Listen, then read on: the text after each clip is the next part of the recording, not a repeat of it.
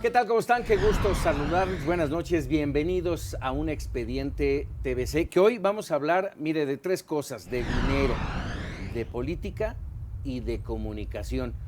Titulado así, La trama del poder. Y para platicar de ella, por supuesto, me da un enorme gusto recibir en el estudio de Expedientes TVC a una colega, a una gran periodista y además política. Socorro Díaz, un gusto tenerte por aquí. Muchas gracias, Paco. Te agradezco muchísimo la oportunidad que me das de estar en contacto con tu muy amplio auditorio. Además, ambos salidos de una escuela de periodismo de gran, si me permite, podría ser abolengo.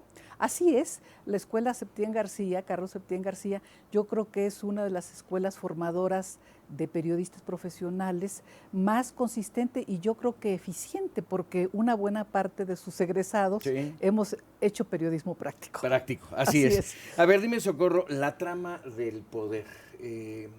¿Cuál es el objetivo, cuál es el punto vital de estos tres elementos: dinero, política y comunicación? Mira, el interés de la autora, o sea yo, de que las nuevas generaciones de México, los profesionistas jóvenes, los estudiantes de educación superior, de educación media y el público más amplio pueda conocer una visión actualizada de cómo se ha venido tejiendo esta red de cercanías y de conflictos entre tres factores de poder de los más significativos, que es precisamente el poder político, el poder del dinero y el poder que yo llamo de persuadir, pero que está concentrado en el libro básicamente en hacer el diagnóstico de los medios masivos de comunicación de nuestro tiempo. ¿Cómo se entrelazan? Pues mira, hay enlaces obvios, evidentes. Yo sostengo en este libro que, contrariamente a lo que se decía en los años 90, recuerdo a Alvin Toffler en su libro Los cambios de poder, en este momento no están los tres poderes compitiendo por el prestigio, sino precisamente por eludir el margen mayor de desprestigio, porque los tres han entrado en un ámbito de desprestigio. Toffler decía que en los 90s el poder más prestigiado era el poder de los medios de comunicación, porque estábamos ante la revolución científica, tecnológica y de las nuevas tecnologías de la información y la comunicación, que ponían a la sociedad contemporánea en el umbral de la sociedad del conocimiento, de la posibilidad del acceso masivo al conocimiento. En aquella época también él sostenía que el poder del dinero se mantenía como un poder intermedio y que el poder más desprestigiado era el poder político. Y no sin razón. Acababa de caer el muro de Berlín, acababa de cerrarse un poco la puerta del mundo bipolar de las dos grandes potencias, Estados Unidos y la entonces Unión Soviética, que mantuvieron a la humanidad y al planeta al borde del abismo nuclear. Entonces, esa realidad de violencia incontrolada y de confrontación hizo que el poder político pues entrara a una de las fases de mayor desprestigio y de mayor riesgo, además, ¿no? Porque el mundo estaba al borde del abismo y se había familiarizado la idea de que el poder político, y aquí creo que es uno de los grandes cambios, de los más revolucionarios que se han registrado en las décadas recientes, que el poder político podía ejercer, no es juego de palabras, podía ejercer el monopolio legítimo de la violencia. Y lo que ha sucedido, y esto es lo que cambia la visión y la calificación de Toffler, es que el poder político, gracias a la revolución que han significado los derechos humanos, que empezaron como una maravillosa declaración de buenas intenciones y de lucha colectiva, pero que fue abrazada esta declaración por millones de seres humanos, han logrado los ciudadanos y la lucha de muchos defensores de los derechos humanos a lo largo y ancho del mundo es que el poder político deje de creer que puede ejercer el monopolio legítimo de la violencia y se vea obligado a ejercer el monopolio de la violencia legítima. esto es, parece juego de palabras, sí, pero no, es de una, creo que es un cambio cualitativo de enormes proporciones en relación al poder político, porque a partir de estas batallas, el poder político sabe muy bien que no puede ejercer otro poder que no sea el poder que respeta los derechos humanos, las libertades, la vida de las personas, y que si no las respeta, no es impune lo que va a hacer.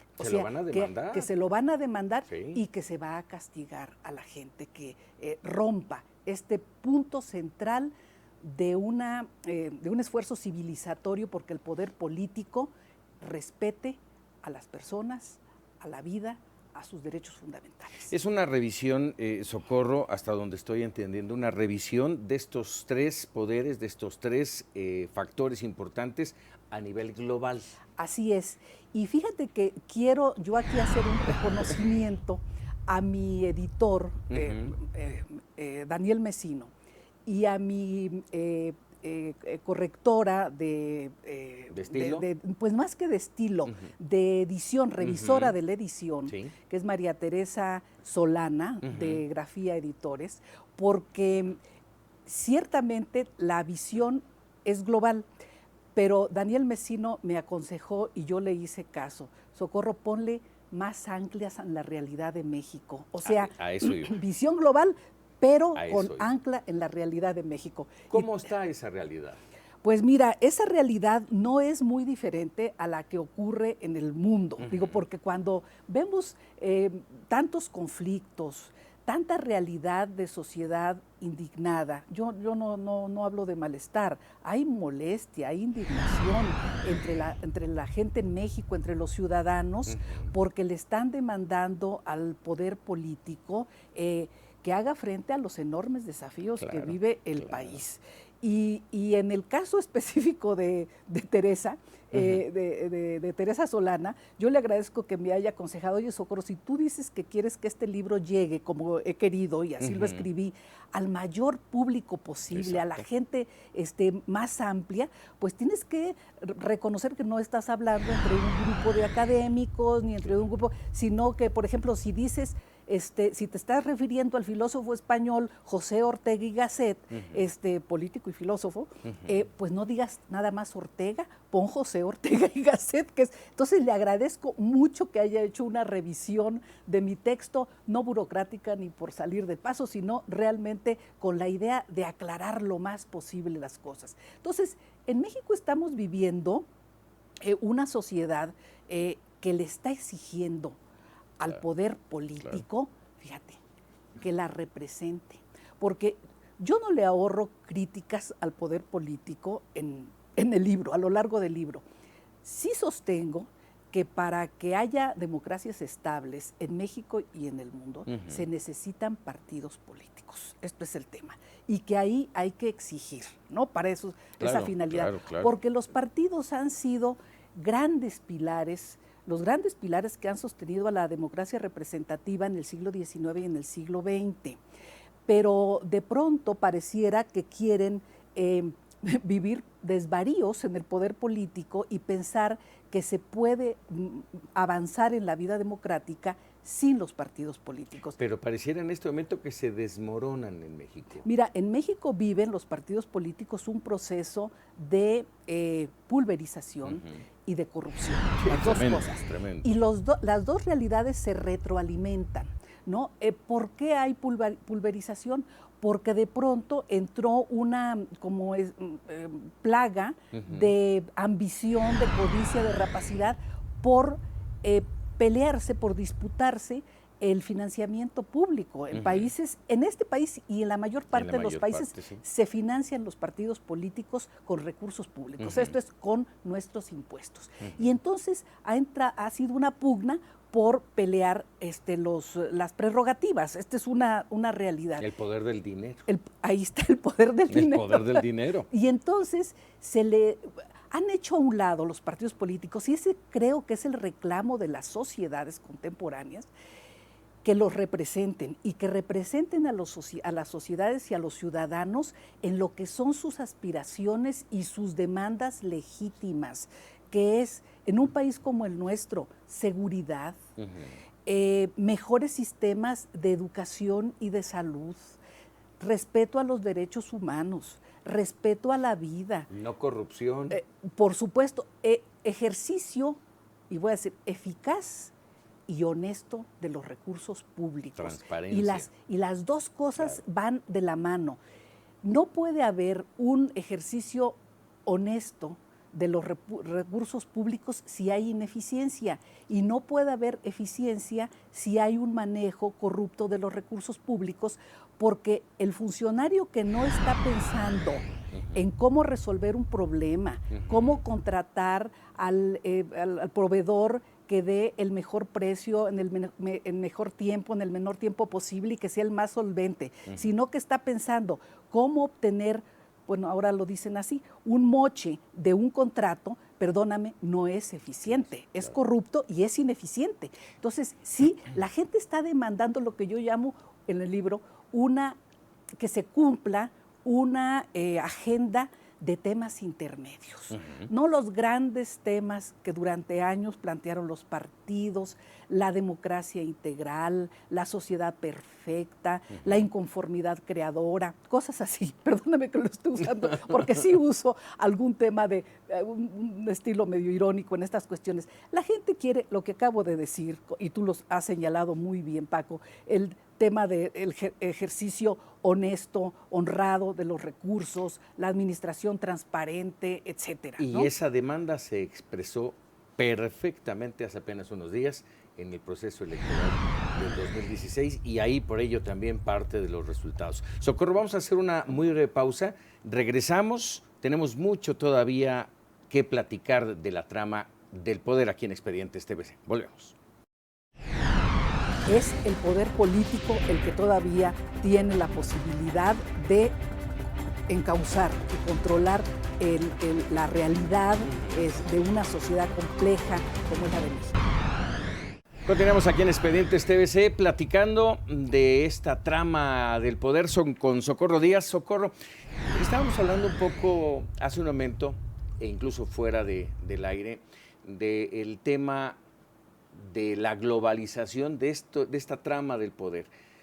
Una trama que ha hecho caer, así lo veo yo, a presidentes en Brasil, los cercanos, en Brasil, en Guatemala. Tú escribes de la administración de Enrique Peña Nieto, de la crisis que ha tenido. Yo sigo pensando que esa crisis ahí se mantiene, a lo mejor en menor grado, pero ahí está, y que no ha hecho mella aparentemente. ¿Es así?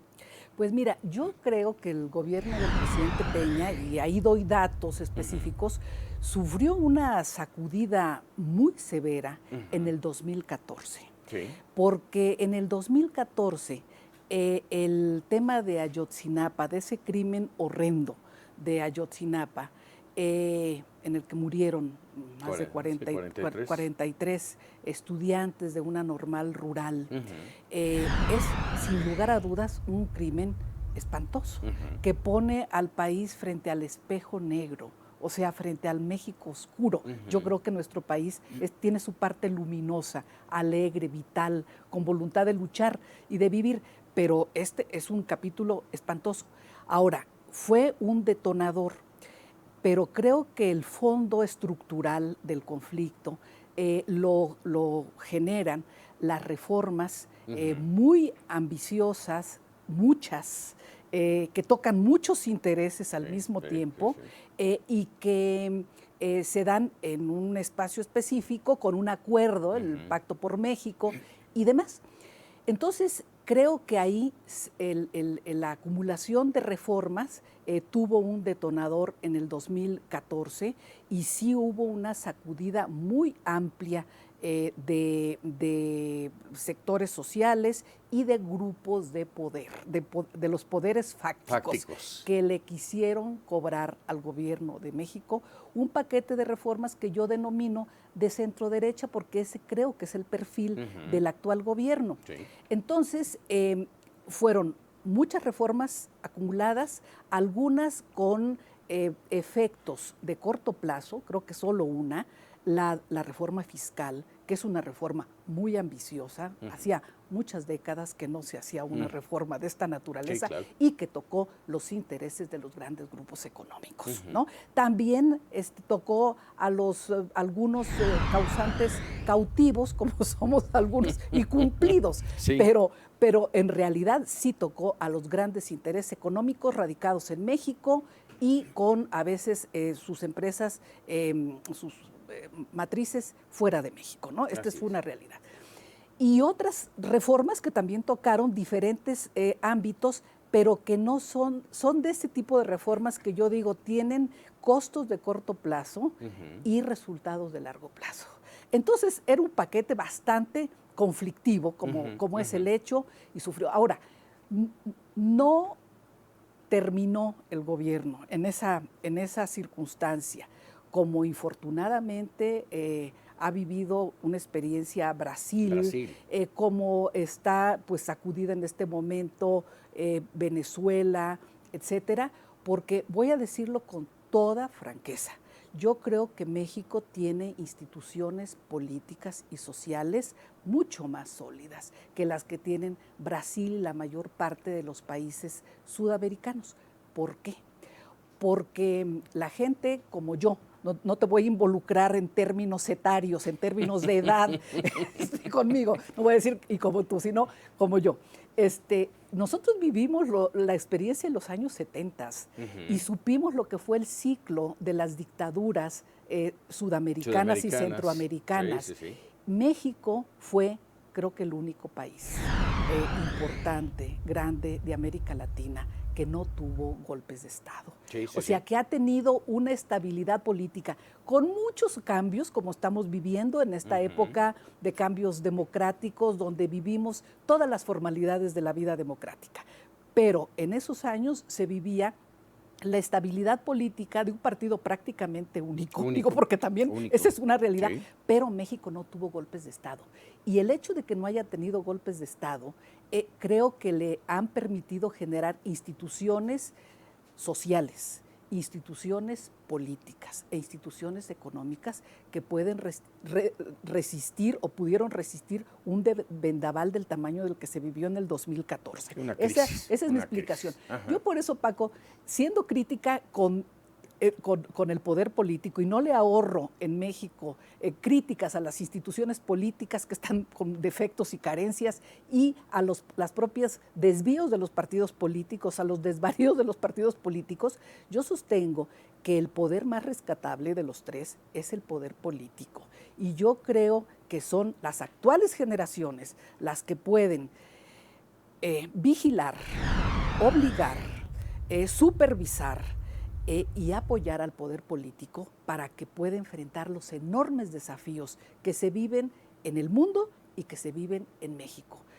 Desafíos insólitos que han generado sociedades excepcionalmente nuevas, quizá nuevas, diferentes, radicalmente diferentes a como nosotros nos la imaginamos en los años 80, pero son sociedades nuevas donde conviven las migraciones, la explosión demográfica, la corrupción, el individualismo, el problema del odio social, traducido en mayor crimen, en mayor violencia en nuestro país. Ahí voy a hacer justamente un paréntesis, Socorro. Hablas tú de el poder político imprescindible, sólido de México. Yo te preguntaría, de estos tres poderes, el dinero, la política y la comunicación, ¿cuál es el poder en este momento que detenta, si me permites subrayarlo, el poder sobre los otros dos? Mira, yo creo que... Y te interrumpo, yo entiendo que cuando hablo de poder del dinero hay múltiples aristas, y entre esas está el crimen organizado, el narcotráfico, que detentan un enorme poder económico. Bueno, si me pides sintetizar, te diría, es el poder político el que todavía tiene la posibilidad de encauzar y controlar la realidad de una sociedad compleja como es la de México. Pero uno de los grandes desafíos que está enfrentando es precisamente la lucha, la batalla que el poder del dinero lícito e ilícito, ha estado dando en los últimos años contra el poder político y queriéndole arrebatar la primacía de conducir a las sociedades contemporáneas. La sociedad mexicana no escapa de esta realidad. El problema que se ha dado en esto que llamamos la globalización económica, el capitalismo global, es que los grandes beneficiarios de esa revolución conservadora que se inició en 1979, los grandes beneficiarios, yo diría los únicos beneficiarios, han sido los grandes consorcios económicos transnacionales. Y a ellos yo les planteo una realidad. Después de 2008-2009, en que viene el estallido de la crisis, de la quiebra de Lehman Brothers y otros bancos de los Estados Unidos, y que deja a millones de ciudadanos robados, indignados y robados, este es el tema, el poder del dinero perdió ese espacio de confort en que se había desarrollado, y también el derecho que se había autoconcedido de disputarle al poder político la conducción de las sociedades, y ha entrado en una crisis muy grave. Hay una crisis del capitalismo global y no remite, porque se pensó que el 2008-2009 iba a ser algo que se resolviera pronto. No remite. Está en riesgo, y yo creo que los dueños del gran capital deben de entender, de los grandes capitales, que no pueden llevar al poder del dinero por ese camino de suicidio colectivo en que lo han metido, ¿no? Este es el tema. Se nos va el tiempo, Socorro, yo no quisiera dejar fuera un tema que me parece importante. Hemos hablado de una sociedad demandante, cada vez más consciente de lo que pasa en su derredor, y no podemos olvidar que ahora tienen una herramienta que para mi gusto es vital: las nuevas tecnologías, el internet, las redes sociales, vías en donde pueden demandar de manera más directa y más expedita, valga el término. ¿Tiene injerencia en esta trama del poder? Por supuesto, mucha. Solo que ahí yo entro a algunos temas polémicos, o lo planteo de una manera polémica, buscando vamos a decir, la solución al tema. Para mí las redes sociales, las nuevas tecnologías de la información y la comunicación me parecen prodigiosas. Pero no quiero suscribir esa visión así de cara de asombro permanente que tiene la gente de mi generación y otras más jóvenes respecto al poder de estas tramas. Yo creo que son poderes instrumentales. En realidad, los medios de comunicación son un poder instrumental, que luchan por ellos tanto el poder del dinero como el poder político, ¿no? Esta es una realidad. Sí. Y que es muy importante saber que están acotados. Yo me hago una pregunta, digo, incómoda pero necesaria. ¿Pueden las redes sociales por sí mismas tirar gobiernos establecidos? Y les digo, pues la respuesta es no, no pueden. También las redes sociales tuvieron un pésimo momento. Si hablo del poder del dinero 2008-2009, hablo de las redes sociales 2013. Todos nos regocijamos y nos divertimos mucho con las revelaciones de Wikileaks. Pero a partir de Wikileaks recordamos que el Internet nació como un programa de comunicación interna de la Secretaría de la Defensa de los Estados Unidos, que Google y las grandes empresas digitales han tenido que estarse defendiendo en los últimos tiempos del desprestigio que significó saber, para los ciudadanos saber que sus datos podían ser entregados a las agencias de investigación, de inteligencia, de espionaje de los países. Entonces, cuando los poderes de comunicación sufren la pérdida de credibilidad, equivale a que un futbolista pierda las piernas y un piloto pierda los ojos. Entonces es necesario rescatarlas. Yo creo que se necesita un código y un acuerdo internacional para buscar que estos magníficos instrumentos de comunicación estén al servicio de los ciudadanos y los ciudadanos vuelvan a tener confianza en ellos. Pues de esto y de muchas cosas más interesantes nos tiene Socorro Díaz en La Trama del Poder, una excelente obra, un trabajo. ¿Este es tu quinto, sexto libro? Es mi quinto libro. Sí. Quinto libro. Así bueno, es. pues este está excelente, ya nos platicaste un poquito de él. Socorro, te agradezco mucho que hayas tenido el espacio para estar en Expedientes TVC. Muchas gracias por el tiempo, muchas gracias por el afecto y la amistad, Paco. Gracias. Un placer. Gracias. Muchísimas gracias. Hasta luego. Y gracias a usted, aquí, La Trama del Poder en Expedientes TVC. Nos vemos en el próximo Expedientes.